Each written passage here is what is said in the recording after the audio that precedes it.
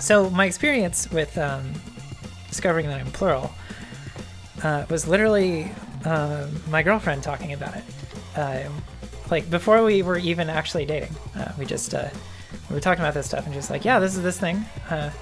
Like the way that I frame it is like there are literally a couple of different people that I become, and it's not like I always thought of dissociative identities as being something where like a Gollum, you know, Gollum and Smeagol, where you flip between them like on and off, and you don't remember being that other person, or like they'll talk to each other and be completely separate. And like I've always felt like I've noticed that I act very distinctly differently in response to certain situations, like enough so that it doesn't just feel like, you know, it's like, how do I describe this? It's not just personality traits that apply at certain times. It's so distinct that you could actually, like, when I am a certain person,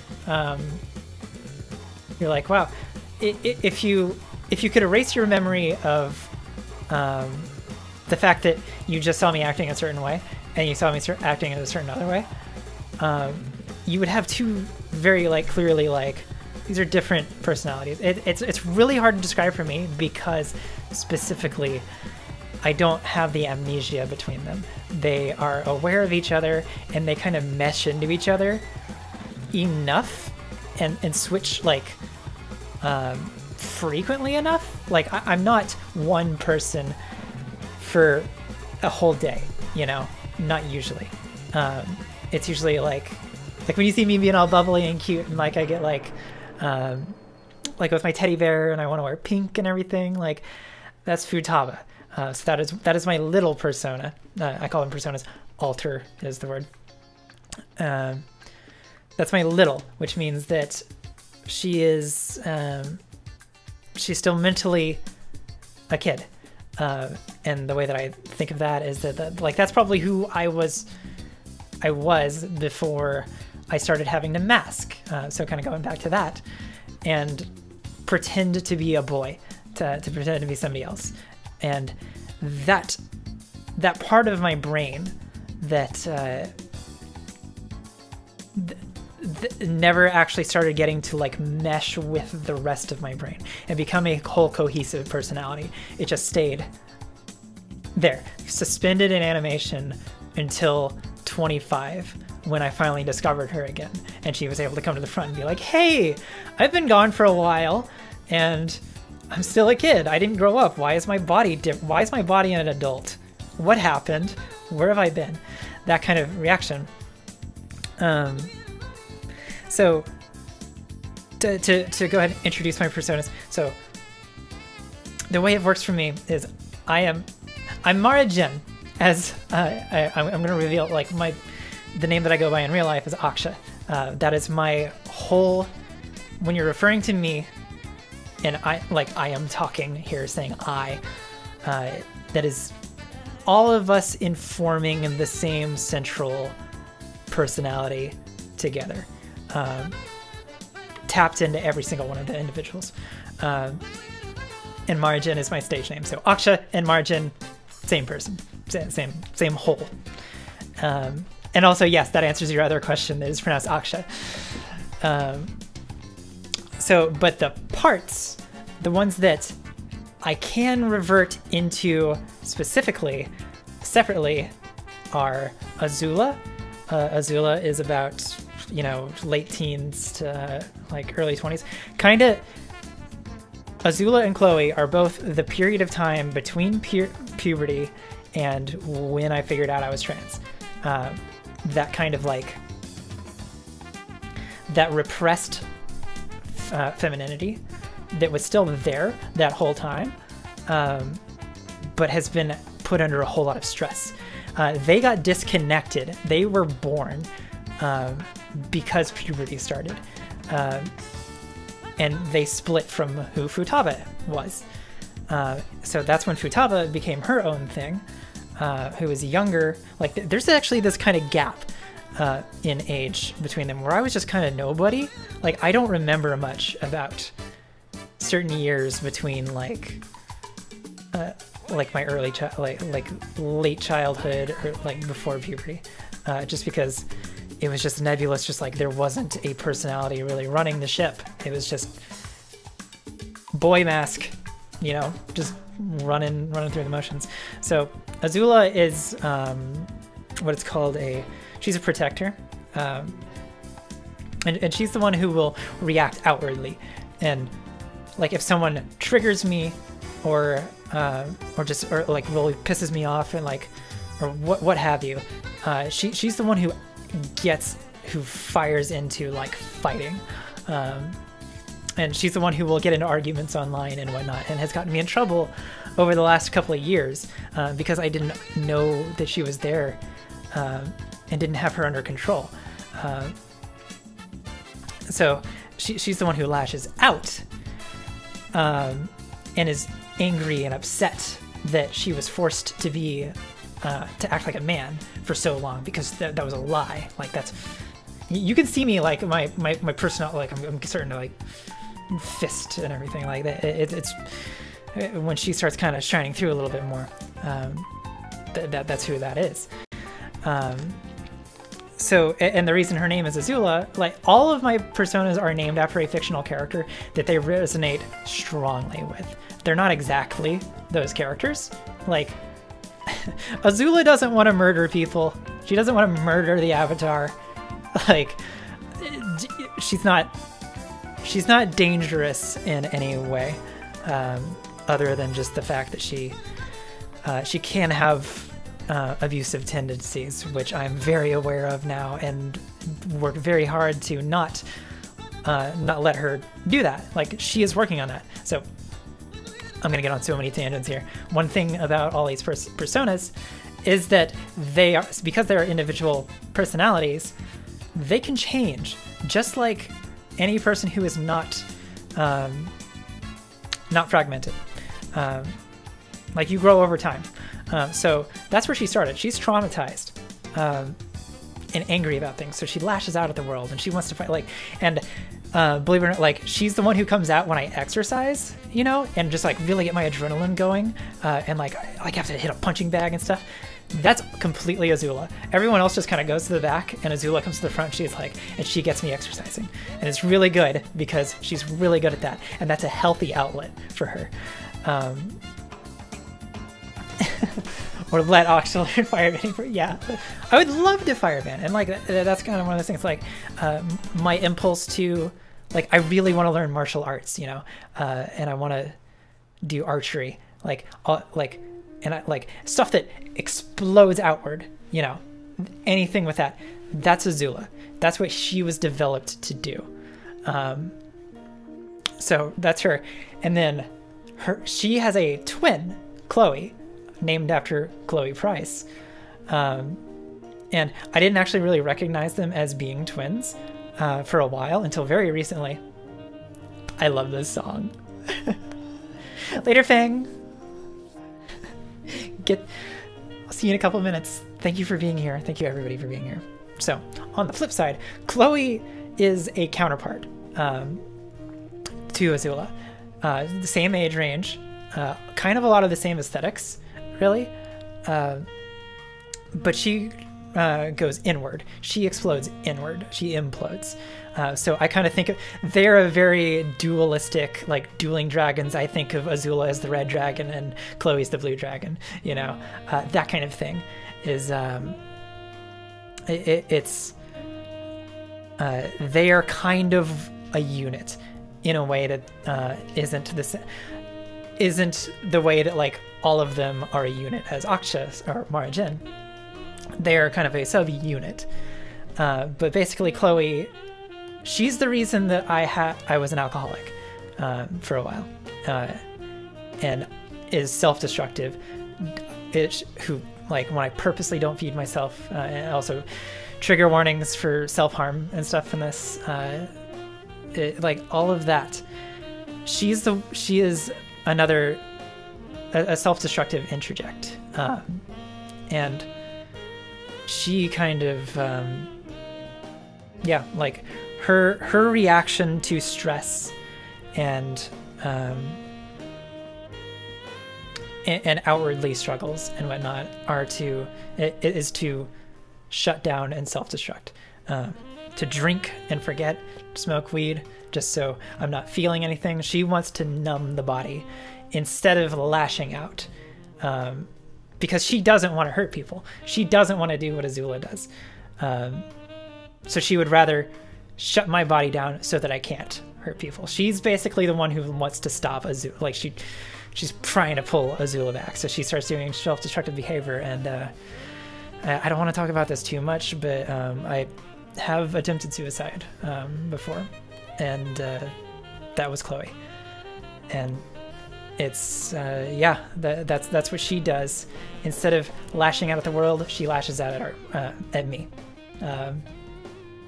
and that's basically her thing. But like, she's also like, she's, again, just like Azula, she's not completely a negative personality. She's traumatized as hell, for the same reasons as Azula, but like listening to music for one, going for a drive, like getting present in the world, you know, kind of forgetting about things, forgetting about pain in healthy ways, is also something that she does. Like that's kind of the purpose for her. So that's been something that she's been working on a lot lately, meditating. And you'll notice that while I was talking as Azula there, when she was kind of in the front, I was very like punchy. My language was punchy. You can detect that. And now Chloe just kind of, she chills. Like my voice got softer. Because I'm in that mindset now. I'm thinking about her. I'm letting her kind of tell her story. And yeah, it's another one of those situations where it's like, now that we've discovered them, we're able to identify ways to help them get better, you know? And the goal, we realized for a while, we weren't sure if we actually wanted to integrate, to become one personality. Because that is a thing that can happen. You can't destroy a personality because it is part of your brain. That's how that works. The only way to get rid of that is to actually physically remove that part of your brain, and you can't do that. But they can end up merging together, and you can stop being fragmented at some point. So we actually discovered lately that that is a goal of ours. It's really interesting. I don't consciously switch between saying I and we. So that's kind of what I was talking about when like referring to me as she, her, or they, them. You see me flipping back and forth between that very quickly, and that's why I kind of it was very hard for me to figure this out, was because that the way that I think about this flips so quickly. So it kind of averages out into one personality that is Aksha, that is Marajan, but are a whole bunch of little parts. So also, hi Wandering Raven, welcome. Have you streamed today? Have you been doing the fundraiser? I forget. So glad to see you here. So yeah, that's Azula and Chloe. This is gonna end up being a whole session. So then this brings us on to Mara. And Mara is the last main one. And is the reason that my name is Mara Jen, because she is the one who was mostly me. She was the one who had control. She's who I am a lot when I'm doing this kind of thing, when I'm telling you, when I'm explaining things, when I'm trying to like be clear and have my shit together, basically. Because she's who came out when I figured out I was trans. She's the one who came to the front and said, we are fixing this. We are transitioning. We know what to do. And her name is Mara after Mara Sav from Destiny, because I recognized her as this, she's strong, She knows what's going on. She's smart. She thinks ahead. She plans things out and bows to no one. The whole Marasov saying Marasov bows to no one was such a, like, I'm not taking any shit from anyone anymore. I'm not going to lash out at them in an unhealthy way. I'm not going to, like, we're doing this intelligently and we are going to make things right. That kind of whole aspect of me is who came out when I came out as trans. And I was, she was, like I said, she was the one who was in the front for 2 whole years, really. Like, the others would come up sporadically. Like when I get pissed off and fight with people online, Azula was pushing Mara out of the way and coming to the front. But Mara's, like, she's the reason I was able to transition, and was the one who kind of, like, took who I was, and I will get into that in a second, because who I was is still in here, in a certain way. She's the one who was able to say, who came to the front and said, "It's okay, you've done enough. You've been suffering long enough. I'll take control." And when I figured out that I was trans, I was so... Welcome, Virtualish. Happy Trans Day availability. Trans Day of Visibility. So glad you're here. Same back to you. I was ready to just kind of, like, I was at a point where I was like, I just kind of, like, I was getting those suicidal ideation things again. Chloe was really coming to the front. And again, just like, it's time for us to just give up. And Mara was the one who came to the front and was like, there is a way for you to give up without giving up. And that is, just let me take control. I'll take care of you. I'm not going to let this body die. I'm not going to let this body suffer anymore. So then I was like, okay, I was completely willing to hand that control over and be like, start calling doctors, start seeing therapists, start doing stuff. And she's done a great job so far. Like, in none of the last 2 years, like, I was afraid. I was afraid when she came forward. I was like, oh no, is this some weird fucking possession thing and that's like taking over my body and like doing things that I don't want? And it hasn't been the case. That's not what it has been at all, because she was me. She was the me who grew up and got her shit together. And she's still very much like, she's the reason I'm doing this channel and a lot of things. And she's kind of she protects the others. She is the one who lets Azula out sometimes. Like when she's like, she's the strategist, you know, because there are some times where someone's being a jerk online and someone needs to just like give a real punchy thing that like Azula's really good at. Like Azula has learned to wait for Mara's signal basically and be like, all right, and Mara will be like, okay, sick him. And Azula will be like, like, fight time. And she's very protective of Futaba. So one way that I think of it is that if you've ever played Bayonetta, Mara and Futaba are Bayonetta and Cereza. They're the same person. They are somehow just like cast out of time. My Mara, I'm 26 in a little over a month. Mara is actually, I have a sense of her being older than that. She's the reason that I always felt like an old soul. Like people are like, oh, you act more older than your age. And that's because of Mara, because through trauma and whatnot, you're forced to develop coping mechanisms of being older than you really are. You're forced to look at what older people do and have to try to act that way to not take so much heat, you know, which is very, very much like an autistic thing.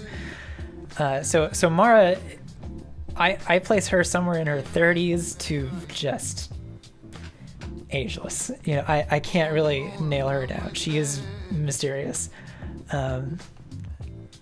but she's she's the older. She's who Futaba would have been,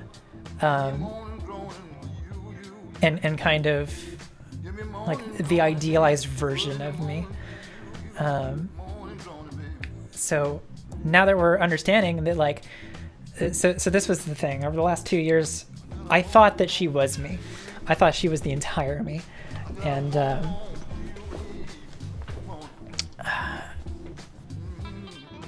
I thought that discovering Mara when I was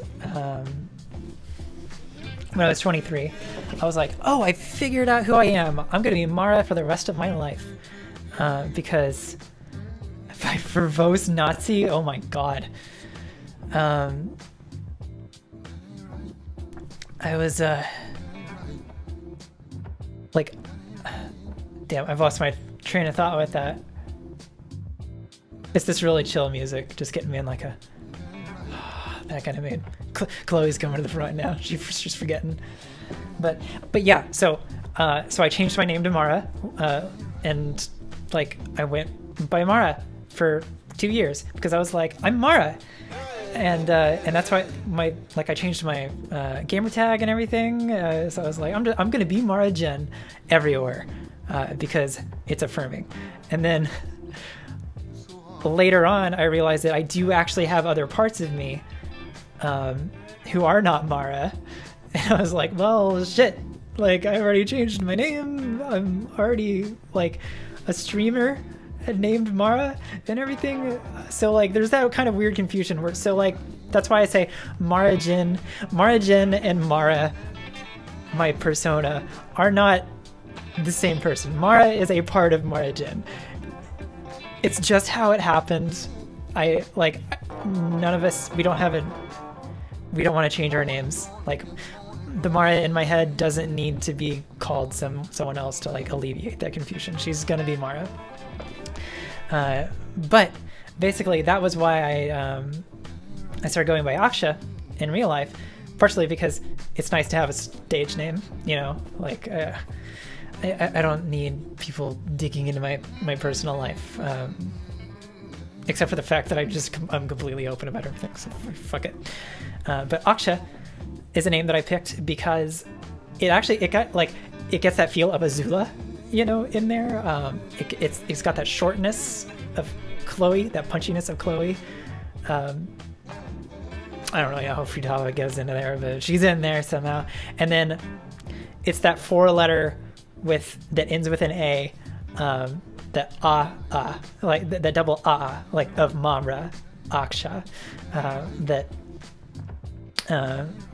I wanted to keep. I kind of wanted to blend that, and I also realized that I've always wanted an X in my name. X's are so cool. The ksh, Aksha, like I love that. Like that's an autistic stemming mouthfeel thing, where I actually love saying the name. It feels so good coming off my tongue, and an X, like as a non-binary person, as someone who's gender void, having an X in my name. Like I always see people with like who are named like Lynx and like and all that kind of stuff, where it's like that's a really uncommon letter that's in your name.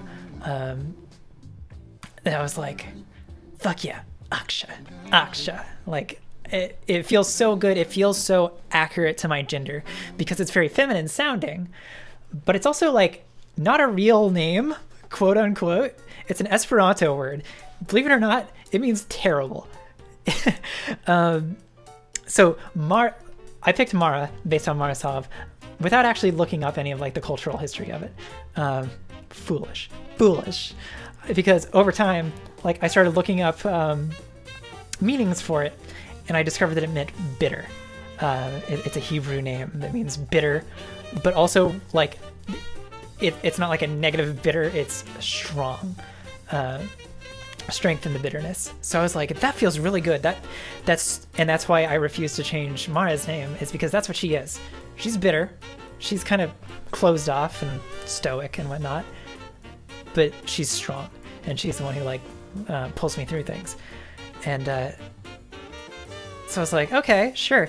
And then I started finding out that Mara is also like a goddess of death and a demon and like a male demon in Buddhism, for one. And I was like, I don't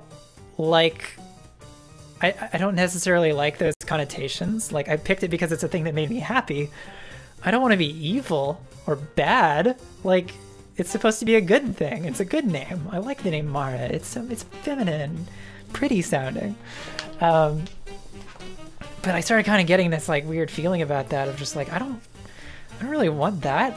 Like, or at least not unwillingly, you know. I didn't choose that. That wasn't why I chose my name. And then kind of what put it over the edge was discovering them in this cool irony. So Mara is a Japonic word for penis, which is just, as an assigned male at birth, trans feminine person, I was like, God damn it. No. And then playing Persona 5, the demon Mara is Japonic, Japanese. Like, I don't think like it's not the modern Japanese word for penis, but it's like a historical. Japonic is like describing Japanese language, kind of adjective. And then playing Persona 5 and seeing that Mara in that game was a... One second, I need to reset my audio engine.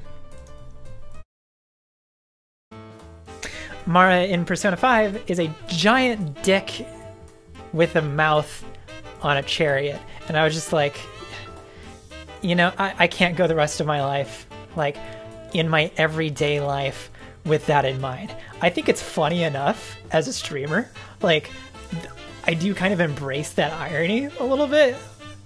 I'm just like, all right, fine. But when I realized that, like, I kind of needed a more non-binary name that doesn't give me a bad feeling, that feels gender void. Like, that was when... So Aksha comes from Voltron, and Aksha's character in that, with the blue skin and blue hair, she's half Galran, half something else that we don't know, and she has these black horns and everything, and she's just like this... A lot of her personality, I was like, I want to be like that. Like, she's a badass, and she looks really cool, and she's really pretty, and she's like... She was a villain for a while and switched sides, which I really love that. I love a reformed villain trope. That's one of my favorite tropes of all time. So that was where I heard that name before, and as soon as I heard that name, I was like, I love it. I love it. Aksha's so good. It sounds so pretty.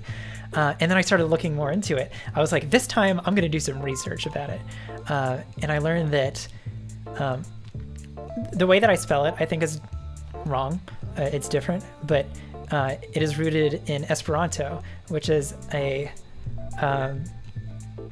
it's a constructed language. It's a specifically, like, someone made it in modern times with, like, simplicity in its design. And I think Esperanto has a lot more gender neutral kind of undercurrents to it. It's not as heavily gendered as, say, Spanish, where everything is male or female, you know?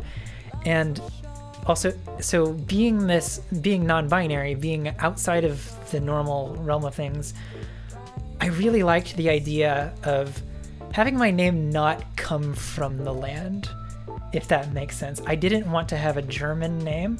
I didn't want to appropriate any kind of ethnic name, you know? I didn't want to pick a Japanese name. Like, Futaba's Japanese. That's just the character that she got attached to in Persona, and she was like, that's me! So there's their answer for where she came from. So my parts have names that stem from places, but I wanted my name to be something that kind of came from nothing, just like my gender, that was specifically of no creed, of no land. And Esperanto was like a great start for that. And so I found Aksha, and I found out that it means terrible. And I was just like, you know what? I know this going into it.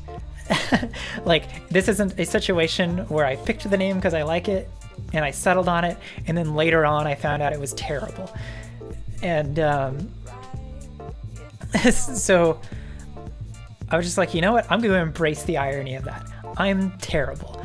I'm completely taking on the whole dark matter thing. I am the opposite of what you expect to be a positive thing. So terrible for me. It's just my name, but it's a thing that makes me happy, even though it's terrible.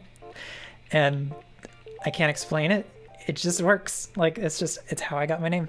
And specifically being, so I don't have a last name. I don't have a middle name. I don't have a last name. I'm just Aksha. Marajin is my first and last name, is my stage name. But nope, I am just Aksha in real life. And it feels right. It feels so...